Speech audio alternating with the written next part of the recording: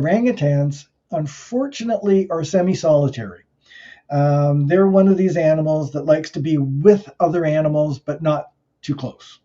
And what they do is when they stake out a tree that they like, they don't want anybody else, unless it's really close family, like one of their offspring, coming in and eating their food, because they're like every other large animal. They take a lot of food, and you don't want to have too much competition. One of the major problems with orangutans is that they are losing habitat. And as we all know, habitat is what everything needs, and we all need a place to live.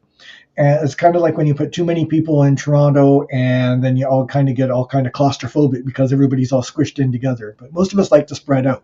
So these guys like to spread out everywhere, and they go around, they find trees, they eat things, they have a good life. They're in very loose knit groups. They could be spread out over a kilometer with, half a dozen orangutans.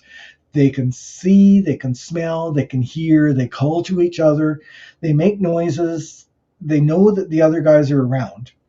But that becomes one of their big problems with orangutans, is that they need a big area to spread out on. And then the people come in and we plant palm oil and we cut down all the natural forest, and then we have just one type of tree growing. And that's where the orangutans are starting to have trouble, because they can't live in these palm trees because, for one thing, they're not allowed to be in them.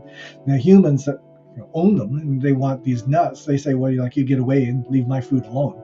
It's mainly the habitat gets taken away, or they'll put a road through the center of it, and then they have trouble getting across the roads and stuff. Orangutans are on the extinction list, and they're getting very endangered. So now it's time to learn a little bit about them, and you can come to the Toronto Zoo anytime and see them, or you can come on Zoolife and watch them at your convenience. And there's always like a lot of good video and other things to see, and then you have all our talks on top of that. Get your subscriptions for Zoolife, because part of that goes to the Toronto Zoo, and you're helping conservation.